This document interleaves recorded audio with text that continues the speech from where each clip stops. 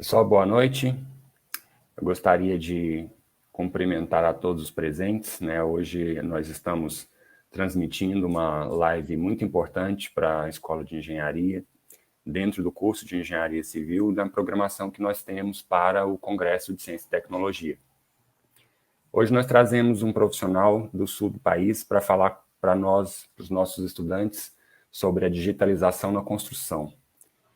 O Silvio Etes, né, ele é cientista da computação, ele atua na Teclógica, ele é gerente de produtos da Teclógica, da Mobus Construção, é graduado em Ciência da Computação pela Universidade de Santa Cruz do Sul e trabalha na Teclógica há 16 anos.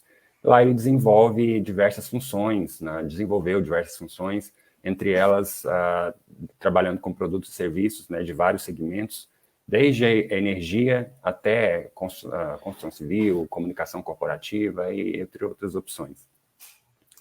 E hoje ele vem falar para nós um pouquinho sobre a digitalização na construção e onde as estratégias de inteligência artificial podem ser usadas para colaborar conosco nesse sentido. Então, eu dou as boas-vindas ao Silvio Etes em nome da Escola de Engenharia, em nome dos alunos e dos professores do curso de Engenharia Civil. E para complementar as minhas boas-vindas, eu passo a palavra ao professor Manuel Álvares, nosso coordenador de estágio obrigatório da escola e professor do quadro docente do curso de Engenharia Civil. Boa noite a todos, boa noite, Luiz, muito obrigado. Boa noite, Silvio. É um prazer recebê-lo aqui na PUC Goiás. Tá? Boa noite a todos os alunos, as alunas, os professores também que estão, né, logados aí para essa apresentação. Então, eu desejo a todos aí um bom evento, uma boa palestra, e fiquem à vontade aí, ao final, né, para que façam as perguntas pertinentes ao assunto. Eu tenho certeza que esse assunto é muito interessante, digitalização na construção civil. Cada dia mais nós estamos aí, né, com essa tecnologia incorporada aos nossos processos, à nossa vida, tá? Então, seja bem-vindo, Silvio, né? E a palavra está contigo, a Cibele, que a gente queria que estivesse aqui também, para dar as boas-vindas para você também, está com problema aí, não está conseguindo entrar. Então, já passo a palavra aí ao Silvio, para dar início à palestra.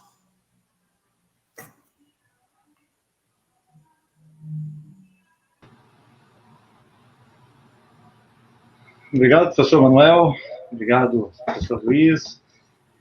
Em nome da Teclógica e do Mobus Construção, agradeço imensamente o convite que vocês nos fizeram para participarmos do congresso. Agradecer a toda a PUC Goiás aí desde o primeiro encontro que a gente teve aí para acertar o que a gente ia apresentar. Acho que bateu muito bem com aquilo que a gente faz no dia a dia e essa crença de que realmente a junção entre mercado e escola, mercado e academia é extremamente importante e é salutar para ambos os lados.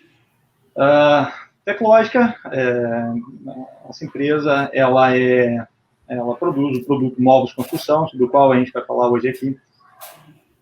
A gente está sediado em Blumenau, aqui no sul do país. Seria a época de Oktoberfest, em razão da pandemia aí, a gente está bebendo chopp em casa também.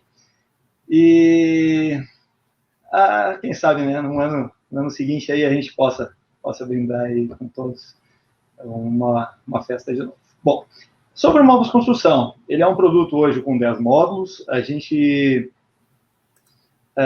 tem módulos tanto para gestão de documentos, quanto para processos de qualidade, de vistoria, de entrega do imóvel para o cliente final, de processos pós-obra, que são chamados também de assistência técnica, depois alguma coisa na área de SST, que é segurança, documentação de colaboradores e fornecedores, que a gente vai falar aqui também, projetos e também algo sobre controle de produção, de uma forma bem rápida. Quem tiver interesse, é só procurar a gente aí na internet, nas redes sociais, vai ter aqui essa apresentação, ficará disponibilizada para todos também. e lá a gente tem links para o nosso material. Aqui eu já gostaria de fazer um acordo com todos e um pedido de compreensão. A gente vai tratar aqui de bastante termos tecnológicos, e como o nosso encontro aqui é bastante voltado para o público da construção, peço a compreensão de todos que os conceitos e os exemplos que a gente vem a utilizar hoje, eles talvez sejam um pouco simplificados. E a gente utiliza uma linguagem bastante natural para a gente fazer essa conexão entre a tecnologia e a construção. A intenção é a gente falar de tecnologia para quem não é de tecnologia. Então, fica aqui estabelecido esse acordo aí, e, por favor, qualquer dúvida ou aprofundamento que vocês queiram fazer, tem a sessão de perguntas aí, as façam, e a gente vai aí tentar responder da melhor maneira possível. Tá bem? O que a gente vai tratar hoje está bastante ligado à tecnologia. E a gente vai tentar sempre fazer todos os realces e os entrelaces necessários com o setor da construção. E quais já são os processos que são impactados atualmente com tecnologia? O que a gente já consegue fazer hoje com tecnologia?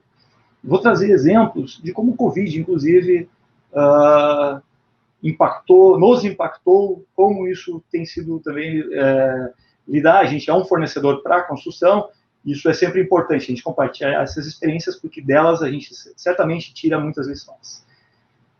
E a última sessão vai ser focada no que a gente deve se atentar daqui para frente. Essa é a última sessão do material. Abrindo aqui, então, não tem como a gente falar de tecnologia se a gente não falar um pouco de inovação. Eu vou trazer alguns exemplos aqui de inovação. Se a gente voltar 50 anos atrás, talvez 70, meu avô nasceu em 1902, então, um deles. Então, imagina aquele pessoal mais antigo. Você falar que um dispositivo similar a uma pedra de sabão, para a época, seria possível você falar nele e do outro lado do mundo a pessoa te escutar e conseguir escutar de volta. Imagina isso. Isso é só um smartphone hoje em dia que a gente utiliza da maneira mais corriqueira do mundo. Há 25 anos atrás, a gente botar 50 mil reais na conta de um banco que a gente não conhece. Quem lembra, lá atrás, nos anos 90, teve aquela quebra de bancos e com prejuízos para clientes, e isso gerou toda a reestruturação financeira no setor hoje, que é muito bem estruturado. Há 10 anos atrás, a gente vivia sem WhatsApp. O que é isso? Como é que era isso 10 anos atrás? E esse ano, que entrou a questão da substituição do papel, do licenciamento anual do veículo, a gente já pode imprimir, não é mais aquele papel que a gente precisava retirar ou recebia nas nossas residências. No que vem, isso aí vai ser um caso batido já. Resumindo, gente, a inovação, e aí nós temos exemplificadas em várias tecnologias que a gente vai aprofundar na sequência, mas a inovação passa por 3 pilares bem importantes. A inovação é uma ideia. Então, é o primeiro pilar, é uma ideia, que precisa ser implementada através de uma mudança. Segundo passo. Então, uma ideia somada com uma mudança precisa ter um terceiro pilar, que é gerar resultado positivo. Ideia, mudança, resultado positivo. Isso é inovação. E aí, eu vou entrar num caso nosso, agora da pandemia, que aconteceu aqui em 2020. Este gráfico que está aparecendo aí, a linha laranja representa a utilização em número de usuários do nosso portal. Então, aí vocês podem ter aí, é uma representação gráfica aí do total. A linha azul representa 2020, laranja 2019, azul 2020. E aí nós podemos observar que aqui na metade final de março teve a pandemia. E aí a gente pode observar que caíram os nossos acessos. Onde é que eu quero chegar? Um dos pilares, ou, aliás, um dos motivadores da inovação é restrição. Quando a gente começa a trabalhar com restrição, a gente precisa achar alternativas novas, precisa mudar, tem necessidades. E isso a gente vai exemplificar aqui. Então, eu queria trazer aqui essa questão da restrição. Depois, uma outra questão extremamente importante, eu vou falar bem desse relacionamento do cliente final que adquire unidades, que compra imóveis das construtoras, com a própria construtora. Como é essa relação?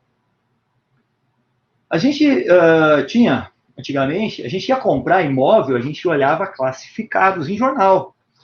Era um encaixe, tinha uma seção especial. Isso talvez hoje não exista mais, não, enfim. Mas isso era a nossa forma de encontrar o imóvel. A gente, se a gente precisasse divulgar alguma coisa, tinha imprensa formal, tinha revista especializada. Se a gente quisesse reclamar, Procon. E hoje? Hoje, primeiro, que existe o fenômeno da rede social.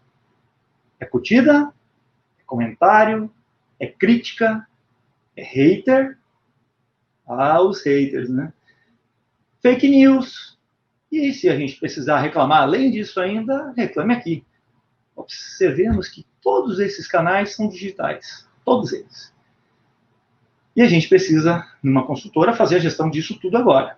Os canais antigos continuam existindo, mas eles foram acrescentados, foram somados novos, que são esses digitais. E aí entra esse outro aspecto que está na apresentação, que é a cultura da mudança. A gente ouve muitas vezes falar, poxa, a gente vai ter que mudar a nossa cultura na empresa, fazer uma mudança de cultura. E isso está bastante em desuso, porque a nossa cultura é uma coisa que se transforma, ela se molda, ela é o nosso DNA de empresa. Quando a gente fala de cultura de mudança, é a gente estar sempre atento àquilo que está mudando e adequar os nossos processos. Isso não exige mudar a cultura, mas é a gente ter uma cultura que absorve e que adapta as mudanças na nossa rotina.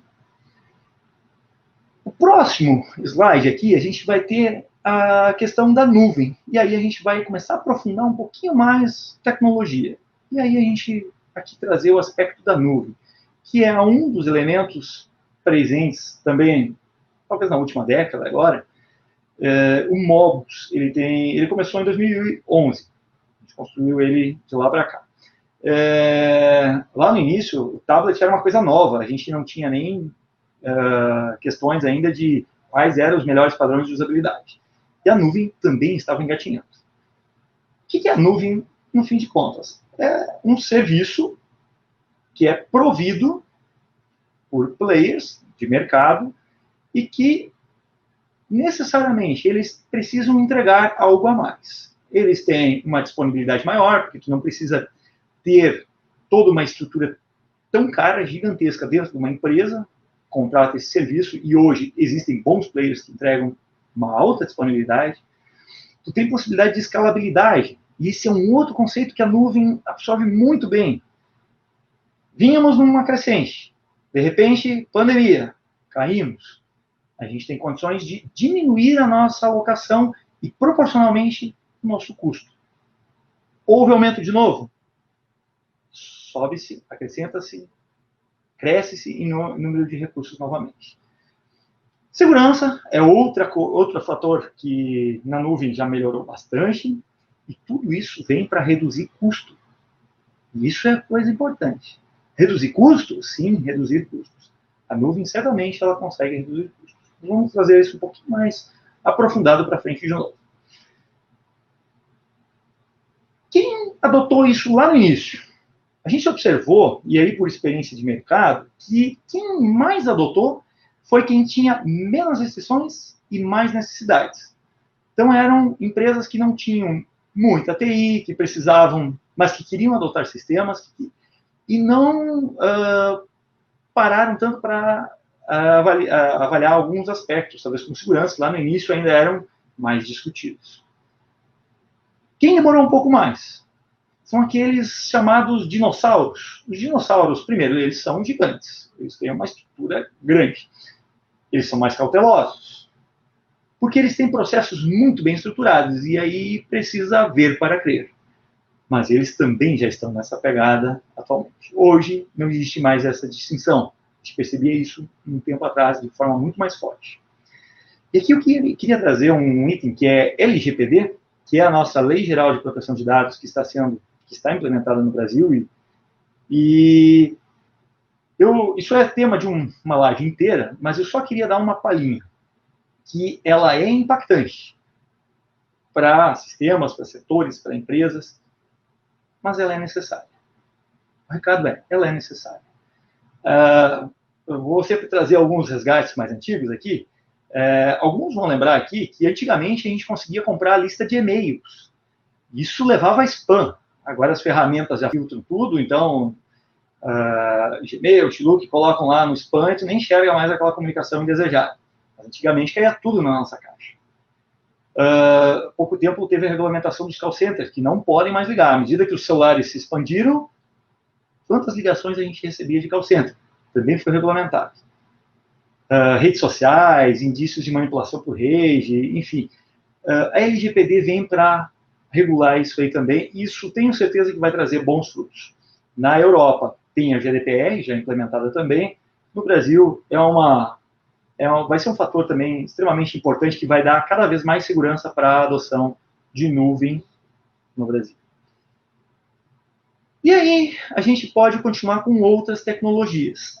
Essas outras tecnologias, a gente pode começar com IoT e 5G. O que é IoT? É a internet das coisas. O que é uma internet das coisas? Imaginemos a nossa residência. E a nossa residência tendo sensores que ligam ou desligam ar-condicionado, luzes, estão conectados na geladeira monitorando se a sua geladeira está cheia. Isso tudo produzindo informação sozinho. São todos sistemas autônomos, produzindo informações para que sejam tomadas decisões. O 5G é o complemento do IoT, da internet das coisas.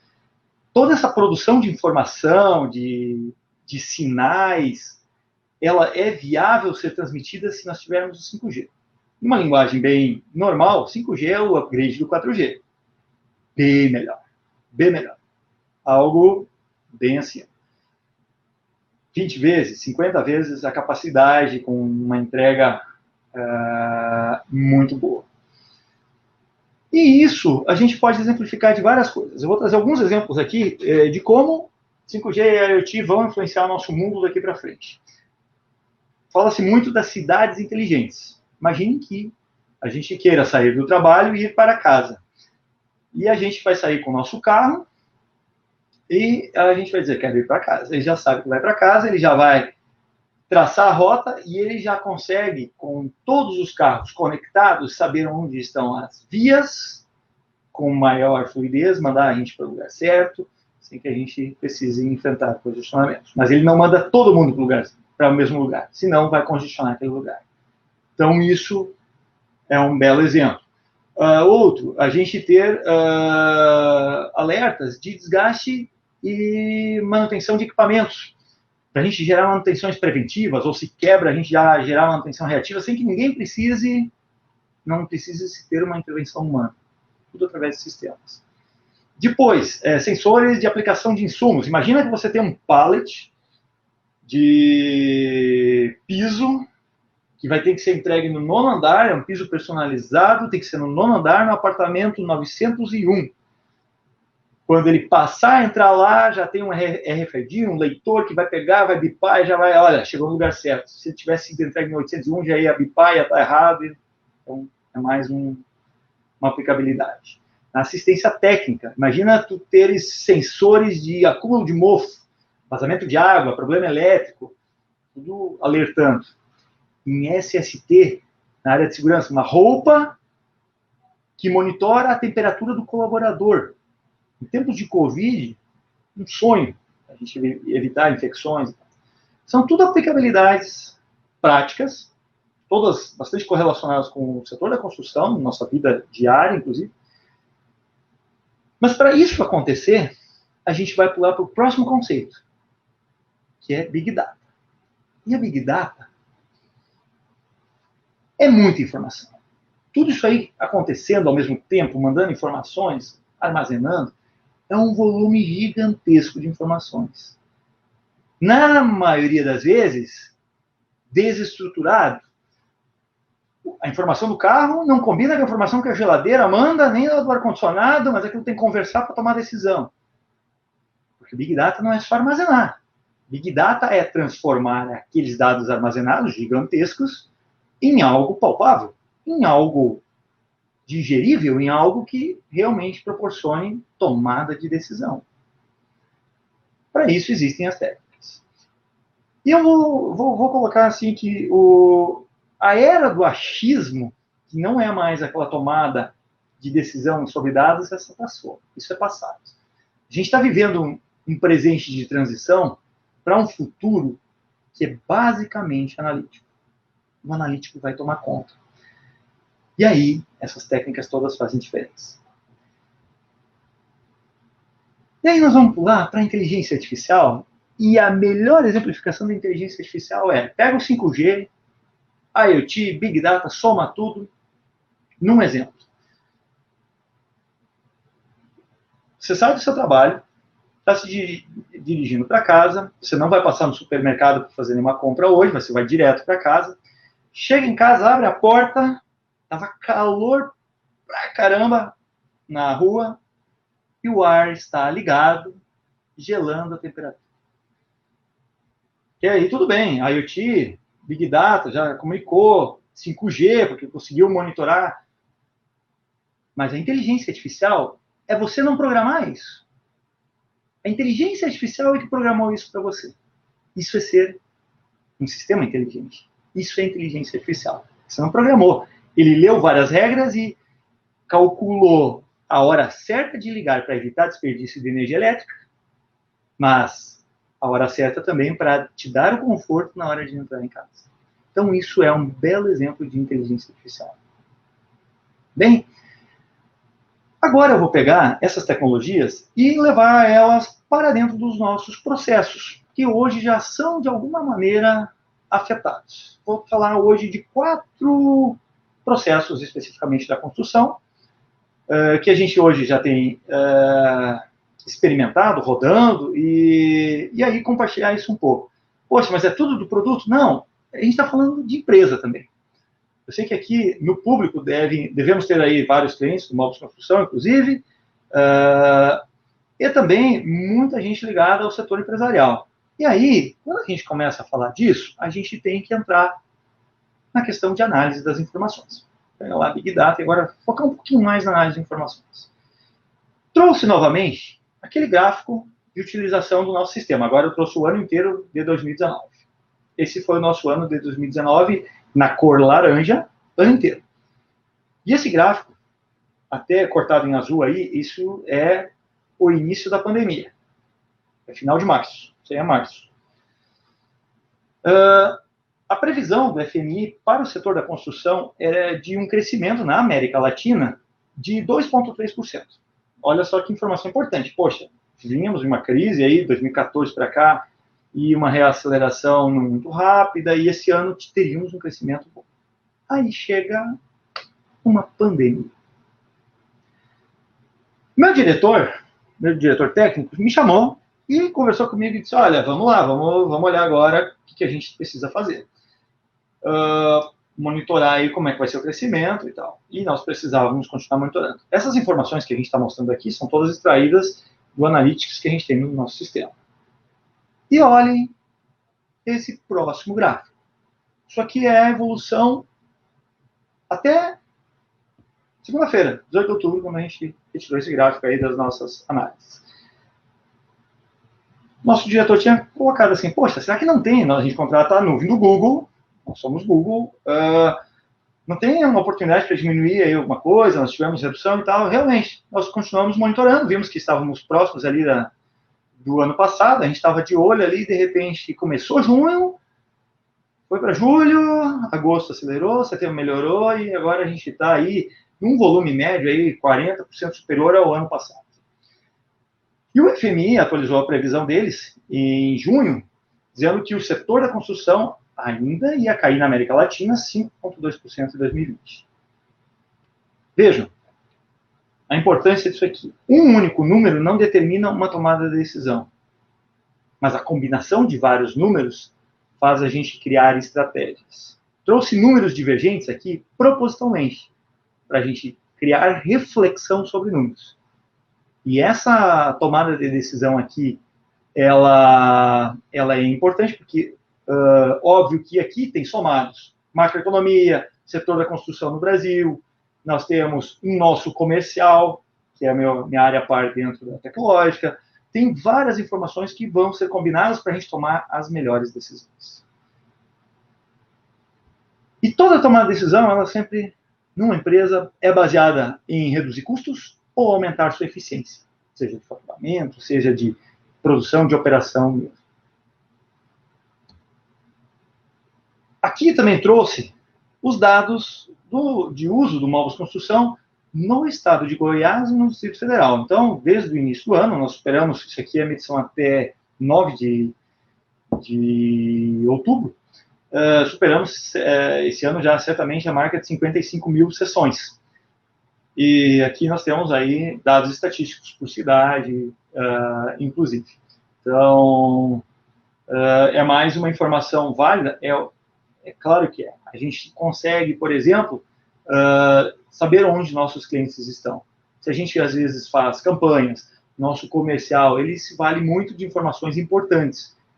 E essas são informações que, respeitadas sempre as regras da LGPD, elas são muito bem-vindas, porque elas ajudam a gestão de qualquer empresa. Agora, a gente trocando um pouquinho, e aí contextualizando, de novo, serviços na nuvem, eu trouxe aqui de novo a disponibilidade, a escalabilidade, a segurança e a redução de custos. Trouxe aqui de novo. E aí eu queria só conceituar duas coisas importantes que a gente precisa se atentar. E aqui construtoras, quando forem contratar, é sempre importante ter essa divisão clara. Uma coisa é provedor de data center, nosso é o Google. Outro é provedor de solução, nós somos um provedor de solução também. E as duas coisas combinadas é que levam a disponibilidade, escalabilidade, segurança e redução de custos. Não existe desagregação disso aqui. Existe uma combinação. É óbvio que uma construtora pode comprar só o provedor de data center e, enfim, criar suas máquinas lá na nuvem. Tranquilo também, é uma opção, é uma coisa que a gente faz, por exemplo. Mas isso aqui é para trazer que existe essa diferenciação e que para a gente atingir realmente excelência nos serviços da nuvem, a gente precisa combinar essas duas coisas. Data center e soluções.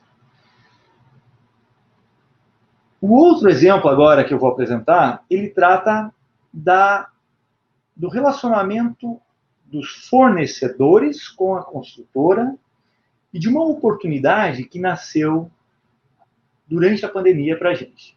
A gente já nós temos um módulo chamado Registros. Registros é um módulo que controla a obrigatoriedade da documentação de colaboradores e fornecedores. Por exemplo, um ASO vence, ele manda um alerta e tal. Como existe muita mão de obra terceirizada, o que é praxe? Entregar a documentação em papel, alguns digitalizam, outros guardam em pastinhas físicas, e essa é a documentação, aí tem planilha Excel para controlar tudo e tal, nosso sistema automatiza isso. E aí tudo certo, a gente sempre teve um módulo e tal, mas a pandemia, olha o que potencializou. A gente tinha distanciamento social sendo pedido de forma bastante vigorosa. Essa primeira tela aí tem um GIF animado, então está em loop aí mesmo, é assim mesmo essa tela, é só para demonstrar. Esse QR Code que aparece aí na tela, ele pode ser escaneado por um dispositivo móvel. O fornecedor faz isso e abre uma tela para ele. Ele vai lá, abre a tela, abre a câmera, tira uma foto do documento, dá um OK e envia para o portal.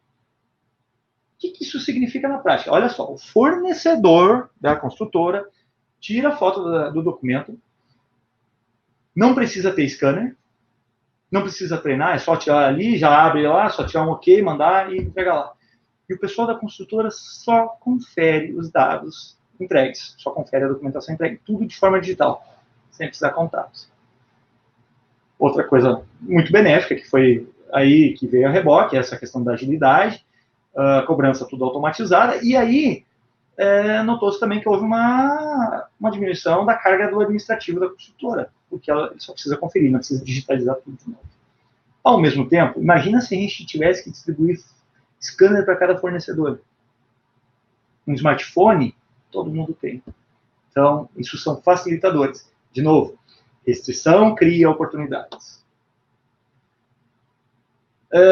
E aqui nós temos só a imagem do portal. Aqui chegou a foto, o cara pega, vai poder classificar e armazenar a informação. O último processo que eu queria exemplificar é o processo de pós-vendas. Exemplo nós temos um webinar que a gente fez com o Reginaldo da Ezetec. A Ezetec é uma empresa de São Paulo, bem relevante no mercado, e a gente falou um pouco mais sobre, e aí eu não vou me estender muito aqui, tema de um webinar só o pós-vendas, mas da importância do atendimento e da comunicação digital. Aconteceu um problema de vazamento. Você está na rua, você pega, vai lá, não tem a folha, ou tem uma folha, vai lá, registra, aí tira a foto no celular, depois aquela informação não fica casada, a foto fica no celular, fica no WhatsApp, existe uma reclamação, cliente, enfim, imagina isso tudo integrado, fluindo, as evidências digitais, foto do antes, foto do depois, isso contribuindo lá, retroalimentando a engenharia, para que no próximo empreendimento não se cometam alguns erros de projeto, alguns erros de execução, que minimizem custos de assistência e pós-vendas. Às vezes a obra foi no prazo, foi no custo, e o pós-obra degringolou. Estamos falando aqui no sul. Então, a gente tem a oportunidade com os canais digitais. E, sem dúvida, com análise de indicadores. Transparência dos indicadores, sem que ninguém interfira na elaboração deles, é outro fator extremamente importante. Entrando agora no terceiro tópico, e falando um pouco mais sobre o como será, a gente pode traduzir a nossa primeira parte em números. Esses dados aqui foram extraídos da CBIC. Recomendo fortemente que vocês, se tenham a oportunidade, acadêmicos, acessem o site da CBIC. A CBIC tem dados de mercado muito relevantes, muito importantes, muito interessantes. A última publicação do segundo trimestre, a apuração que foi feita, no segundo trimestre, o PIB da construção caiu 5,7%, ante ao PIB da economia brasileira, que foi de 9,7%. Então, nós caímos na nossa construção 5,7%, e a economia como um todo 9,7%. A construção segurou a barra. E eu tenho certeza que os números do terceiro trimestre, que ainda não foram liberados, que vão englobar julho, agosto, setembro, devem sair em breve e devem ser melhores. Ao lado, nós temos um gráfico com um saldo de admissões e desligamentos, e aí eu extraí só os dados de Goiás mais Distrito Federal. E o saldo do ano, com pandemia, é 8 mil postos positivos. Isso refletindo agosto. Nós já temos setembro, estamos quase no final de outubro. E o Brasil já tem um saldo positivo de 58 mil postos de trabalho. Ou seja, se a gente começar a olhar esses números, a gente pode perceber que o setor da construção, aí corroborado com aqueles índices, inclusive, de uso da nossa aplicação, porque a gente percebe quando a gente passou por 14, 15, 16, quando a gente começa a segurar, as construtoras seguram investimento, enfim, a gente consegue perceber aqui que existe, sim, um bom comportamento do setor, mesmo com a pandemia. E aí eu vou entrar em alguns outros itens importantes aqui também, que vão favorecer, obviamente, o setor. A gente pode falar das boas linhas de crédito que existem hoje no mercado. Teve pouco tempo aí o lançamento o relançamento do Minha Casa Minha Vida, ou o Casa Amarela, Verde Amarela, que é super importante, tem condições até diferenciadas agora de contratação. E isso, como a gente fala que tem boas linhas de crédito, ao mesmo tempo a Selic também está muito baixa. E isso fez o investidor repensar onde ele vai investir. A gente tem percebido, e relato de vários clientes, que os investidores estão retornando para o setor da construção, para o setor de imóveis. E isso é bem interessante. Que é um dinheiro que estava numa especulação financeira e que volta para o processo produtivo. Isso é super interessante. Temos também o setor de reformas em alta. Essa semana tiveram notícias aí da alta dos insumos da construção, e muitos puxados aí pelas reformas em alta e pelo setor da construção que está bombando. O mercado de usados deu uma reaquecida. Ele não talvez todos os nichos, mas o setor de mercados, o setor de usados, algumas imóveis maiores, casas, influência do home office, a gente tem percebido aí um bom movimento também na economia.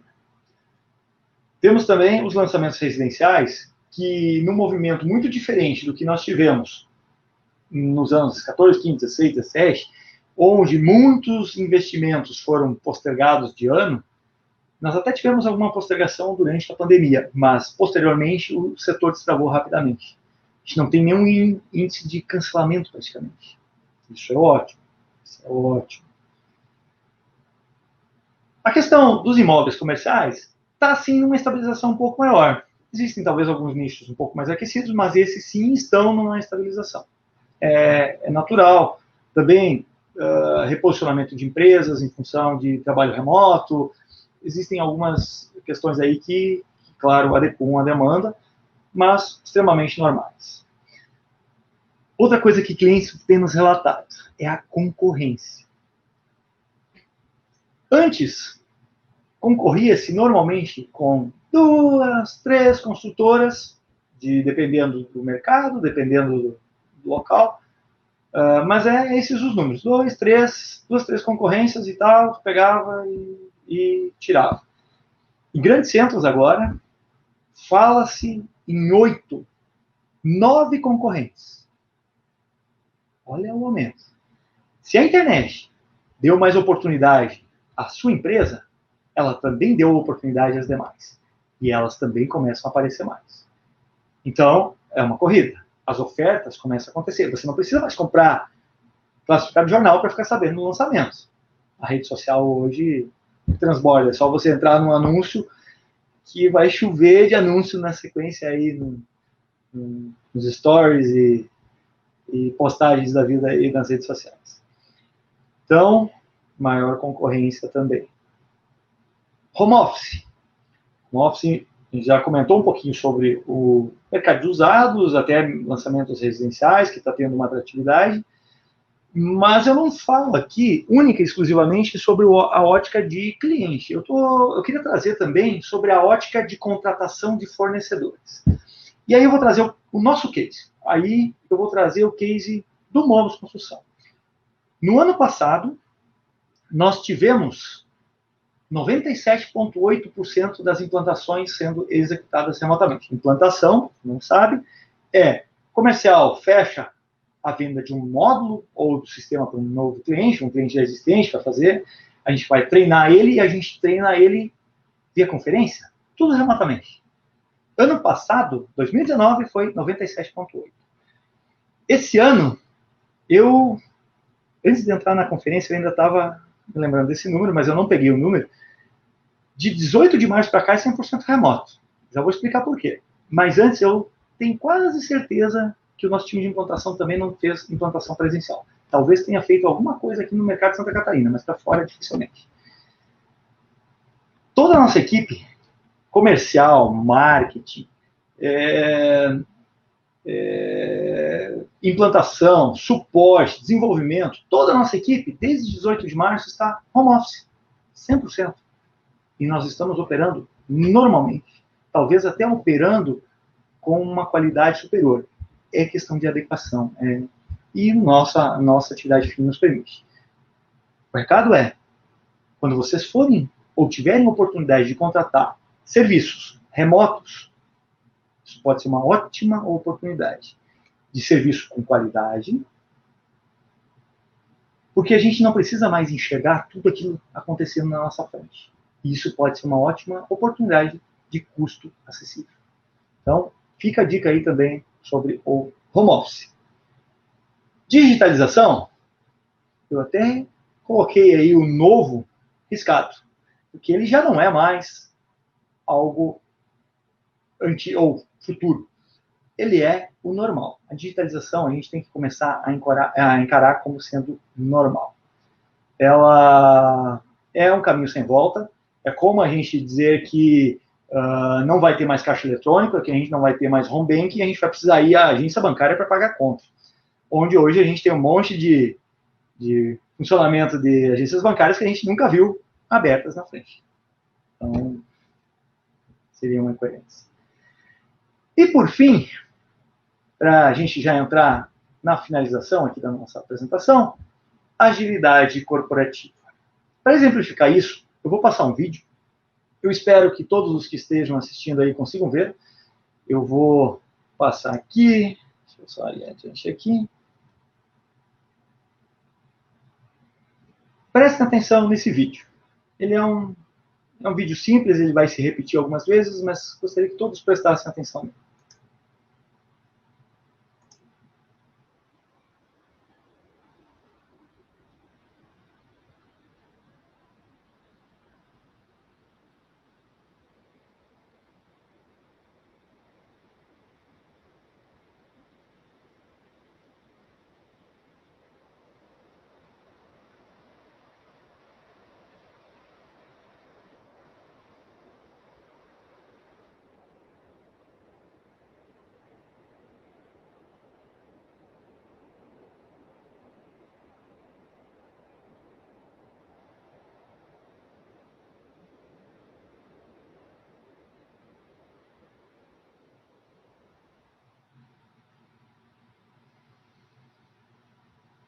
Gente, o que a gente viu aí é Fórmula 1, não é construção.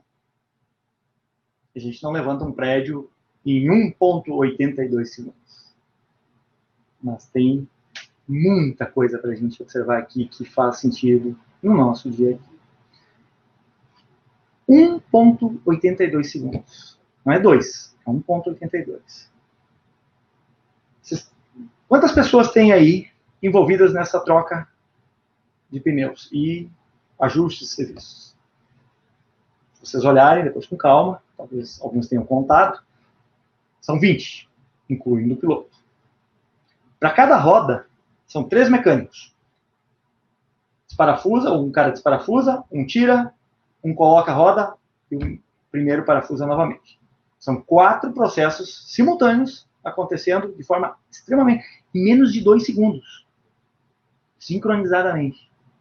Tem 2 regulando o bico dianteiro e 2 fazendo limpeza ou ajustes no meio do carro. 2 erguendo o carro e tem um reserva ainda na frente, fora o piloto. É impressionante. Mas isso leva ao insight que a gente precisa ter no nosso dia a dia.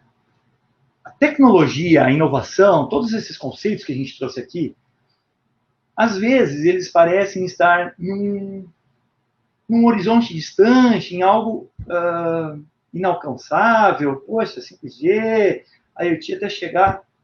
Isso está bem mais próximo do que a gente imagina. Mas a gente precisa perceber. A gente precisa perceber o que está acontecendo. E saber quando é a hora da gente atuar em mudanças. Porque a cultura de mudança precisa existir. A agilidade, ela é um processo bem executado. Ela não é um sinônimo de rapidez na essência. Ela é um processo bem executado. É a gente experimentar quantos erros os caras devem ter tido aí.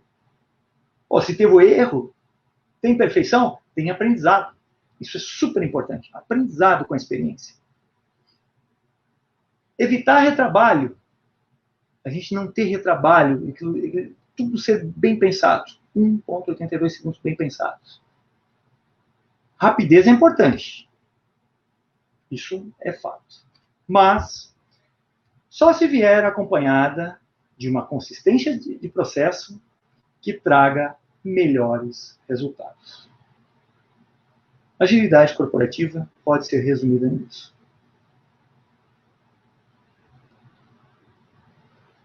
Minha apresentação chega ao final. Acho que estou um pouquinho adiantado aí, eu teria mais um minuto aí para falar. Mas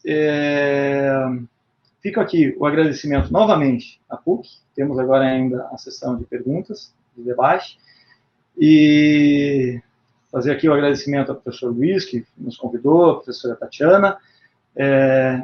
Muito importante a gente ter essa aproximação com alunos, com o mercado. Aqui eu sei que tem comunidade presente também.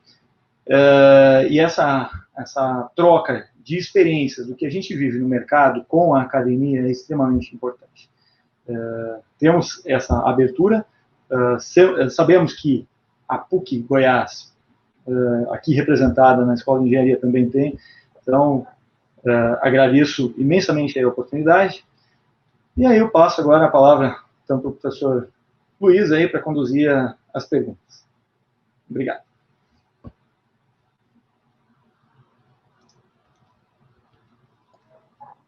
Luiz, está mudo. Aí. Vou agradecer mais uma vez ao Silvio pela presença hoje, pela disponibilidade de vir falar conosco sobre esse assunto que é tão importante, né, nos trazer esses dados também que são bastante atualizados, né, tem coisa de ontem que eu tomei o cuidado de ver na palestra, né, coisa que a gente não, assim, se não fosse essas técnicas que o Silvio comentou aí, que permitem essas análises tão rápidas, a gente não teria como saber num espaço tão curto assim de tempo. Então, eu dou as boas-vindas novamente ao Silvio, né? A palestra dele já terminou, tudo bem, mas ele está conosco hoje na Escola de Engenharia. Aproveito a oportunidade para transmitir as boas-vindas e os agradecimentos também do professor Fábio Simões, que é o nosso diretor da Escola de Engenharia, né? Aos demais professores que não puderam comparecer. E passo a palavra aos alunos que queiram perguntar, ou se algum dos professores presentes queira perguntar também. Eu tenho perguntas, mas eu vou deixar oportunidades para eles fazerem primeiro. Antes de mim, eu prefiro que eles façam.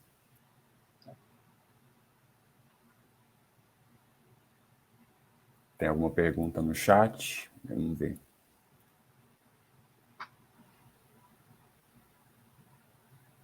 Bom, enquanto não aparecem perguntas, eu vou fazer as minhas. Silvio, eu queria que você comentasse um pouquinho de que forma que você vê essa evolução da agilidade corporativa no setor da construção civil para os próximos 2 anos. Tá legal. Eu acho que 2020 acaba sendo um ano extremamente agitado. A gente pode colocar ele, assim, para quem vive dentro das empresas, como um ano agitado. É um ano que tem uma mistura de sentimentos. A gente vive muito próximo, então, das construtoras. O que tem se percebido é que a busca por processos que tragam maior eficiência é muito grande. No nosso caso, eu vou aí abrir algumas questões no sentido até comercial, no sentido de que a gente acabou até comercializando mais.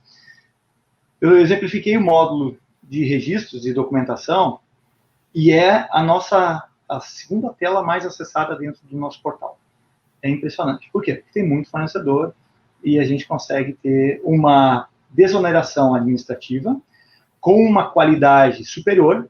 Se a gente falar do risco que a gente tem de armazenar papel dentro de uma obra, dentro de um canteiro, que a gente sabe que é móvel, que, enfim, ele sempre é provisório, a gente vai adaptando ele muitas vezes dentro do andamento, a gente acaba tendo uma eficiência muito maior. O segundo módulo que a gente está tendo uma excelente aceitação por incrível que pareça, é assistência técnica.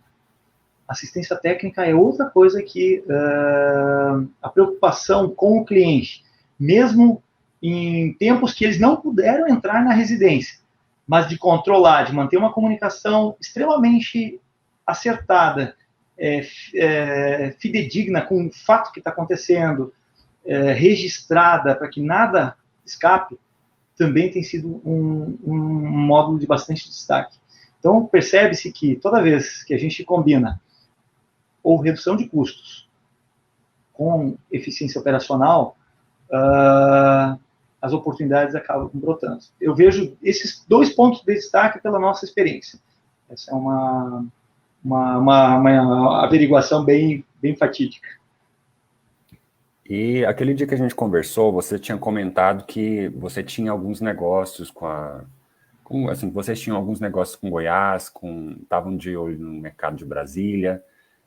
O pessoal de Goiás, eles estão dentro dessa tendência que você falou, de assinarem esses 2 módulos mais visitados? É a mesma tendência aqui?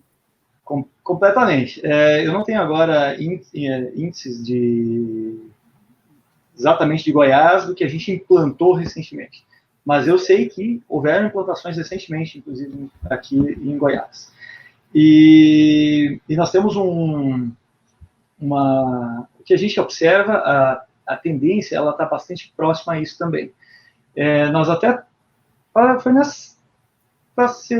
semana passada, eu fiz até um bate-papo com uma empresa aqui do Distrito Federal, e onde a gente está avançando com um projeto de indicadores da avaliação do pós-vendas. Até foi um item que estava lá na nossa apresentação, que casualmente casa, e talvez essa apresentação até caia com o pessoal lá, e a gente estava debatendo justamente essa questão de a gente ter uma facilidade grande, uma dinamicidade grande de gerar indicadores. Porque, certamente, existem indicadores que são mais estáticos, que a gente precisa acompanhar. É como se a gente tivesse aquele funil. Quanto abriu, quanto fechou, como estamos, enfim, é como um suporte. Mas existem os indicadores de retroalimentação. E quando a gente fala de retroalimentação na engenharia, é busca. Muitas vezes, é um dado que não está tão aparente. E aí, você ter mecanismos de extração, de você poder combinar, inclusive com indicadores de outros sistemas. A gente tem essa possibilidade de combinar isso com sistemas de gestão. Então, eu consigo entregar um dado da operação da assistência técnica combinada com um sistema de gestão que tem controle de custos, bem apurado lá, de nota fiscal lançada mensalmente. Então, acho que é um bom exemplo também que a gente tem aqui, recente em Brasília. E a minha última pergunta é se vocês têm algum retorno das empresas em relação a ganho de produtividade, a indicadores de satisfação dos clientes em relação ao pós-venda. Legal. Isso é legal, a gente tem um aprofundamento desse tema do pós-venda, tem um link aí, o pessoal pode acessar lá, e aí eu vou fazer uso aqui de alguns exemplos que o Reginaldo compartilhou.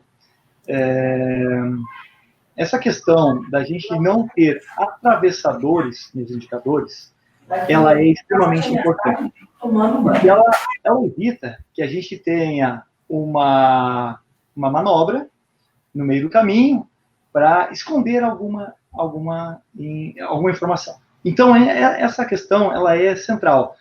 Se a gente elimina atravessadores, você começa já a ter uma informação mais direta. Esse é um primeiro ganho. Que outros ganhos ainda aí já relacionados ao cliente final? Vou contar um pouquinho de 2013 para cá. Houve a norma, a 15575, que normalizou as garantias dos sistemas construtivos. E isso caiu por terra com aquela norma, aquela falsa ideia de que todas as garantias eram 5 anos. Não existe isso, não é tudo 5 anos. Nós temos aí estrutura que é 50, 80 anos, eu não tenho agora exatidão, mas é muito tempo.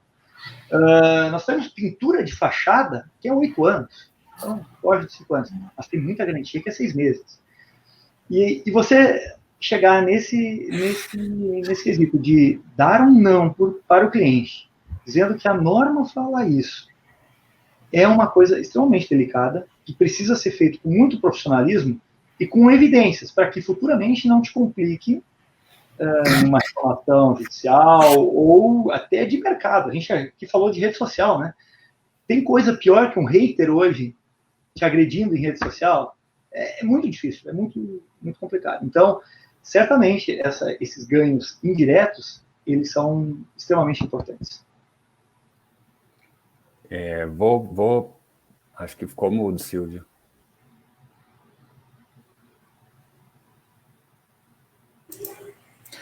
Luiz, temos várias perguntas aqui. Vou apresentar algumas das perguntas aqui do chat. A professora Tatiana Jucá pergunta o seguinte: gostaria de saber sobre a viabilidade de usar AI em pequenas empresas de engenharia.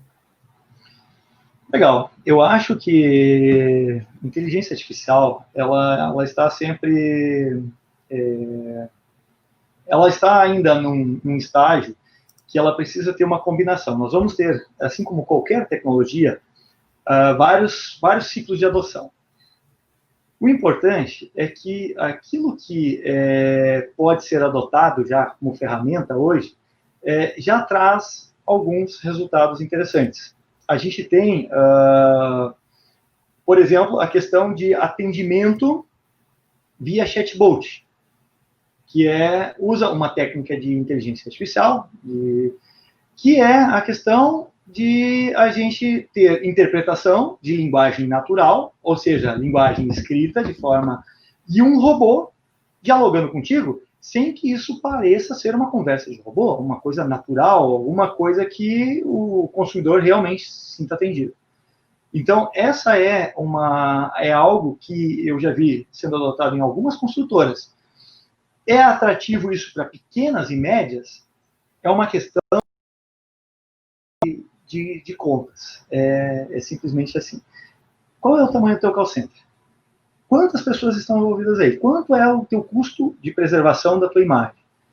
Soma-se a isso, sistema é um produto, a maioria deles é FII mensal, então tu tem uma contratação mensal, e aí tu consegue já chegar nesse limiar de decisão. Mas eu tenho certeza que hoje já existem soluções interessantes nessa linha aí, que compreendem principalmente a questão de vendas de imóveis. Vendas de imóveis, existem muitas coisas, interação via WhatsApp, integrações também. Nosso produto, por exemplo, agora já está integrado, é possível de se integrar com APIs que interagem com o WhatsApp. Abre-se chamado, consulta-se o status dele, tudo via WhatsApp. Existe um player, parceiro nosso, que conecta com a gente, via integração a gente consegue fazer e responder isso via WhatsApp para o cliente final da consultora.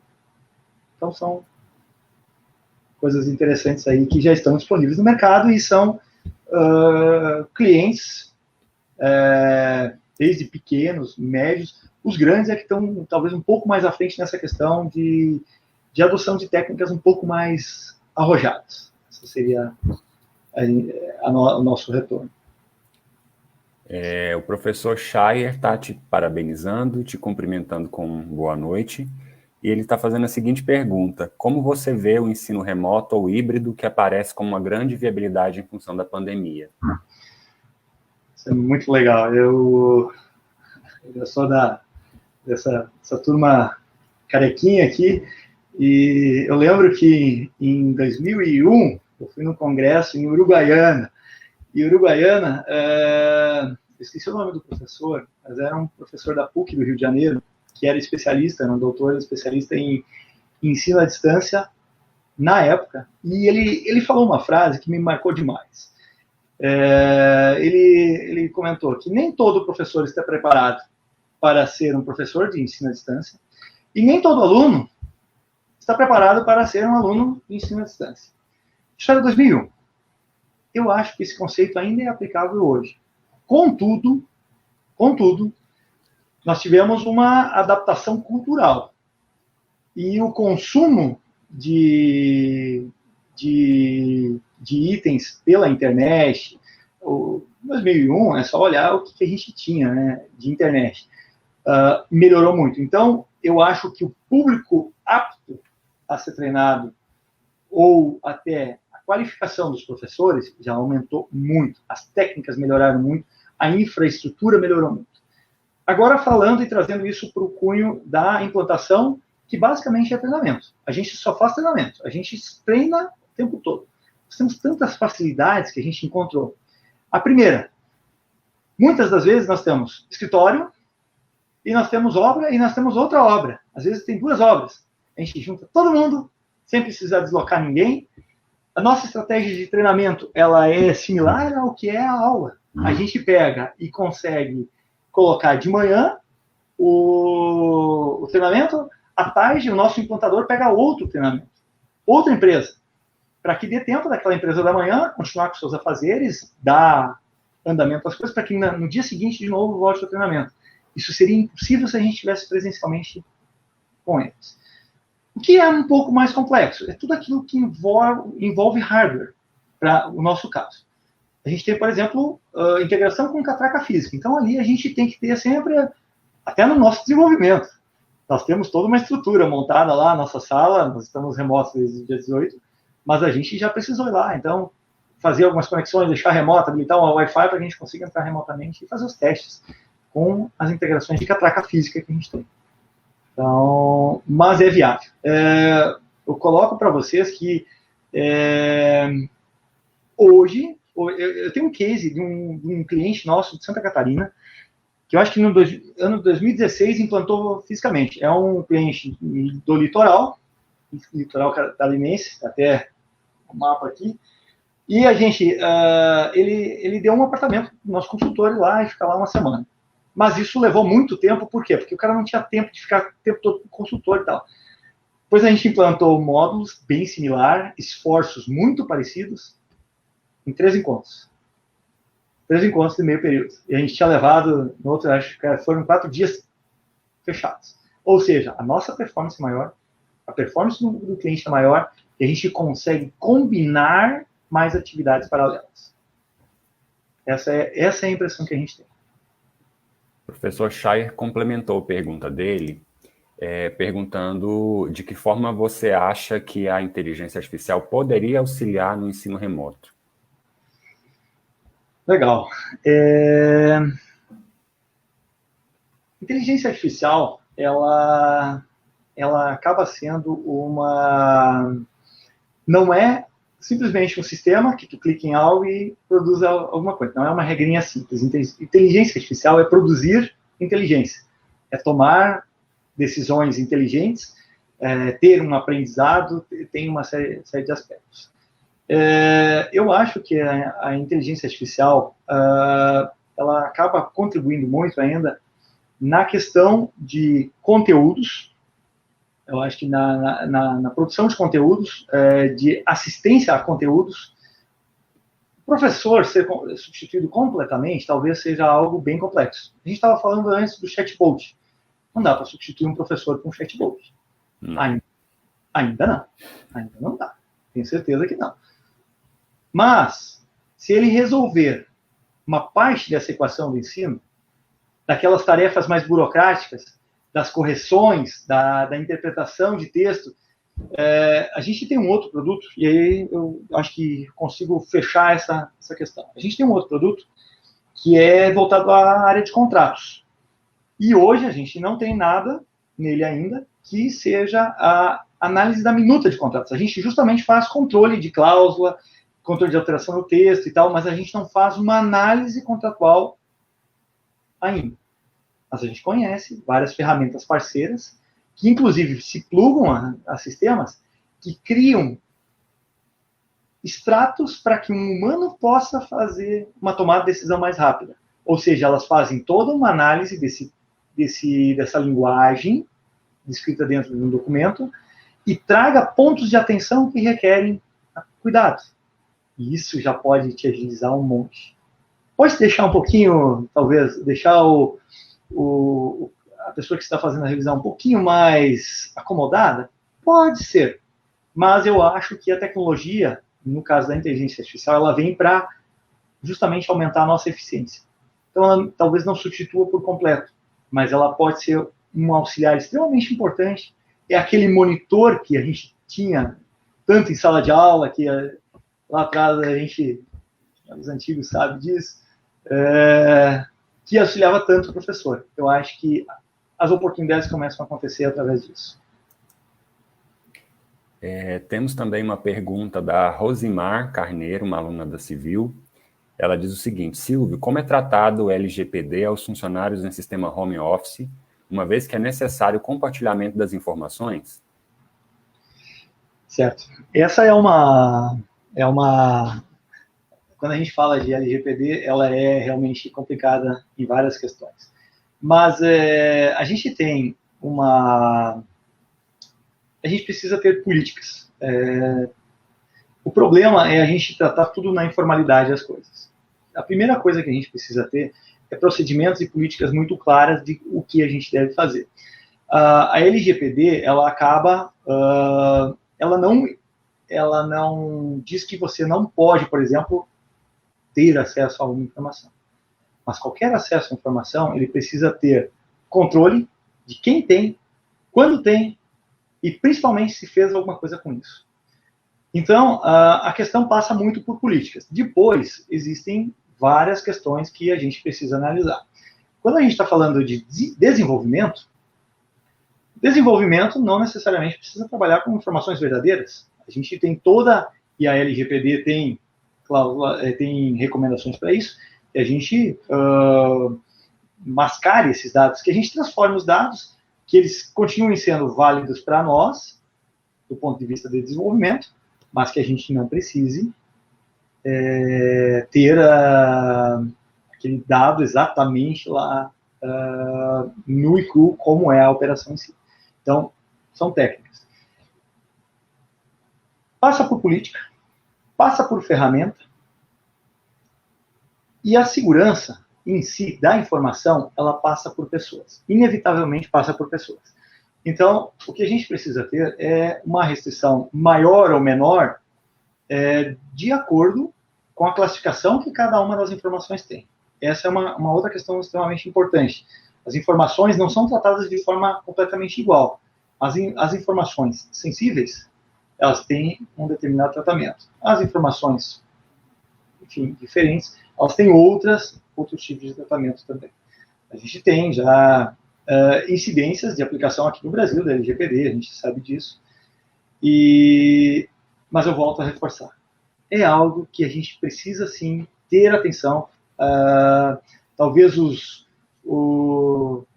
maus exemplos, algumas atitudes que não são boas, acabam adaptando o mercado todo, e a gente sabe agora como é melhor a gente não receber spam. Ou a gente até recebe, mas existem técnicas.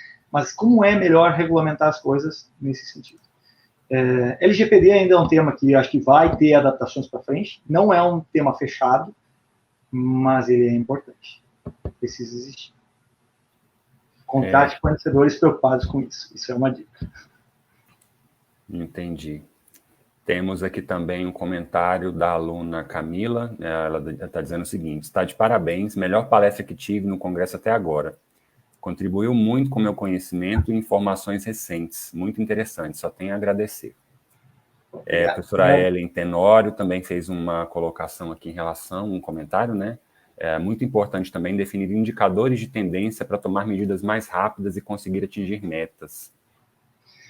O pessoal, Felipe Santos também dizendo que a palestra foi muito boa. Já foi a pergunta da Rosimara. A Tatiana, agradecendo pela disponibilidade, Silvio, pelos conhecimentos transmitidos e pela contribuição com a nossa escola. Meus agradecimentos mais uma vez também, eu não vou cansar de agradecer. Professor Fábio Simões, prezado Silvio, gostaria de agradecer a sua visita e cumprimentá-lo pela excelente apresentação. São de vários eventos que estão acontecendo e não foi possível estar com vocês. A Escola de Engenharia estará sempre com as portas abertas. O negócio aqui sumiu, peraí. Estará sempre de portas abertas para essa importante parceria. Um abraço, professor Fábio Simões, diretor da Escola de Engenharia da PUC Goiás. Obrigado, professor. Tem mais um monte de gente aqui fazendo elogios. Obrigado, gente. Eu agradeço. Tem mais uma pergunta aqui, só mais uma últimazinha aqui. Vamos lá. Tainara Santos. Como é a aceitação dos clientes para tecnologias, por exemplo, como drones para controle de fachadas? Legal. A gente não é o nosso core, a gente não trabalha exatamente com drones, mas eu vou colocar isso de uma forma, vou responder falando um pouco de tecnologias de uma maneira um pouquinho mais abrangente. Eu acho que a resposta vai fazer bastante sentido para todos. Tem um elemento, falei ali de 2001, que eu estava naquele congresso e tal, que aconteceu de lá para cá, que é a questão. A gente tem um elemento hoje que é o smartphone. O smartphone, eu acho que quebrou muito o paradigma de utilização de sistemas, principalmente nas questões de intuitividade. O smartphone é algo que qualquer criança, e assim, para quem tem filhos, eu tenho 2 filhas, difícil é fazer o que a gente fazia, que é brincar, que é correr e tal. Fácil é pegar um celular e jogar. Porque a intuitividade que é empregada por quem desenvolve jogos, softwares, de uma maneira geral, esses softwares, é extremamente alta. E isso levou a a gente pode chamar de uma escolarização dos nossos usuários, indiretamente. A gente, o Módulos Construção, ele é um sistema que tem portal, que eu apresentei aqui, mas ele tem dispositivo móvel. E ele é o grande captador das informações, porque dentro do canteiro eu consigo ir lá, fazer uma ficha de verificação e tirar uma foto. Exatamente onde é que está acontecendo. Quando é assistência, e isso pode ser no subsolo, onde é que não existe sinal de telefonia, nada, então offline. E aí a gente quebra essa barreira da gente não utilizar a tecnologia, porque o usuário tem menos resistência. Esse é um fato. Eu trabalho, e isso não é de 2001, isso é mais recente. Eu lembro bem que em 2008 eu trabalhei num projeto que era um tijolão grande, o smartphone estava começando a sair, 2008, e a gente tinha canetinha para clicar nas telas e tal. Caramba, que dificuldade para a gente ensinar o usuário. E era setor de energia, tipo eletricista e tal. Cara, era difícil, cara, porque assim não tinha essa cultura. Hoje, quem não sabe mexer no WhatsApp? É impossível, é quase impossível. São poucas pessoas. Isso permeia a obra. Isso acaba permeando a obra também, porque a mão de obra da obra, que é empregada, que é o terceiro e tal, ele tem hoje essa familiarização. Quando a gente fala de drones acaba sendo uma especialização. E aí vai muito do objetivo. Mas eu acho, sinceramente, eu já vi projetos de clientes, sejam eles sendo apresentados durante o ciclo da obra. Então, tu faz aqueles projetos de acompanhamento, tu consegue dar um zoom, tu consegue chegar na varanda daquele apartamento que vai ser entregue virando. É sensacional. Eu acho que a gente entra numa aproximação muito grande. Vi também obras de infraestrutura que utilizaram drones para fazer, que era a duplicação da Serra do Cafezal ali em São Paulo. Sensacional. As tomadas que os caras fizeram, os túneis que eles construíram e tal. Isso acho que engrandece cada vez mais o setor. O retorno que se tem sobre isso, eu acho que por exemplo, um depoimento de quem gosta de engenharia, ou dessa aproximação. Acho que isso já é ótimo. Mas o cliente final, eu acho que se sente bem representado quando uma empresa adota tecnologia. Eu acho que ele se sente feliz que ele fez uma escolha certa. Eu acho que é a mesma coisa que a gente hoje optar ainda por um banco que não quisesse ter caixa eletrônico e nem home banking, que não quisesse ter site na internet. Futuramente vai ser certamente isso. Obrigado, Silvio. Bom, eu estou olhando aqui o chat para ver se tem mais alguma pergunta, mas não são comentários como os que a gente já havia lido. Então eu vou encerrar a nossa live de hoje, agradecendo mais uma vez ao Silvio pela disponibilidade, por ter vindo aqui, por ter, na verdade, aceitado prontamente o convite para falar sobre esse assunto tão importante para nós, né? Um tema novo para os alunos que estão fazendo engenharia civil hoje, um tema muito atual, né? Porque, inclusive, a gente tem quase que uma obrigação criada pela situação que nós estamos vivendo hoje, de digitalizar ainda mais os nossos processos, a nossa própria profissão, né? É uma profissão que exige muito o contato das pessoas, seja com os processos nas obras, seja com os projetos, e hoje a gente vê que está tendo um forte, eu vou dizer a palavra incentivo, embora a palavra que me ocorra seja uma palavra um pouco pior, que eu não quero dizer isso, mas a gente está sendo meio forçado a mudar de posição, essa questão dessa transformação cultural que a gente tem que passar, né, seja por vontade própria, seja por uma questão de imposição do cenário mundial, mas é uma transformação que está sendo muito importante, né? Eu diria até que a gente tem tudo para sair dessa fase inicial, pelo menos de transformação, talvez com mais de uma cultura adquirida, não só essa cultura da digitalização, mas também novos pensamentos, novas maneiras de ver as coisas. É aquela coisa de a gente, às vezes, tentar também ver o lado positivo até daquilo que é ruim, né? Então, ficam os meus agradecimentos, os agradecimentos dos professores, do meu colegiado de professores, do nosso diretor da Escola de Engenharia. Vou deixar o Manuel e a Cibele falarem por si mesmos, e por aqui eu encerro a minha fala. Mais uma vez, obrigado a você e obrigado aos alunos que vieram nos prestigiar e aos professores que vieram nos prestigiar.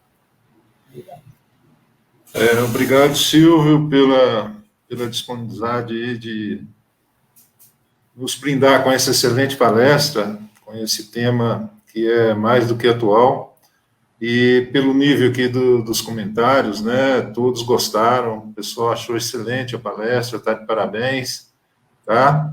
E eu peço aí, já agradeço em nome da Escola de Engenharia da PUC Goiás, a presença sua, e peço desculpa aí a Cibele, viu, Luiz? O sinal caiu dela de novo. caiu de novo. Oh, meu Deus. Ela pediu aqui para agradecer também, viu, Silvio? Tá bom. A sua presença, ela está com um problema lá de internet e não consegue aí, ficar no ar, né? Logada. Então, agradeço aí, em meu nome, em nome da Cibele, e em nome de todos os professores que aqui estiveram presentes, a Tatiana, o Chaya, né, a Giovana, vários professores aqui da escola que assistiram a palestra, todos elogiando, né? E fica aí o nosso agradecimento, tá? Muito obrigado. Eu fico muito agradecido também, e aí, em nome da Teclógica, em nome do Móveis Construção, pelo convite, reforçando aqui que eu acho que precisa existir essa sinergia. Acho que vocês têm valores parecidos com o que a gente também procura, essa integração mercado, academia, é extremamente importante e saudável, né? Eu acho que isso é legal, faz todo mundo crescer. Agradecer a todos os professores e ao público também, acho que é super bacana. Agradecer a todas as perguntas, acho que isso engrandece, isso enriquece. Pedir desculpas também por alguma questão que tenha sido simplificada demais, mas era para realmente a gente criar essa sinergia da tecnologia com a construção e a maior aplicabilidade. E tendo qualquer dúvida adicional ainda, se o pessoal visualizar aí, tiver dúvidas, está o meu contato na apresentação, a gente vai compartilhar a apresentação com vocês também. E muito obrigado. Boa noite. Boa noite a todos.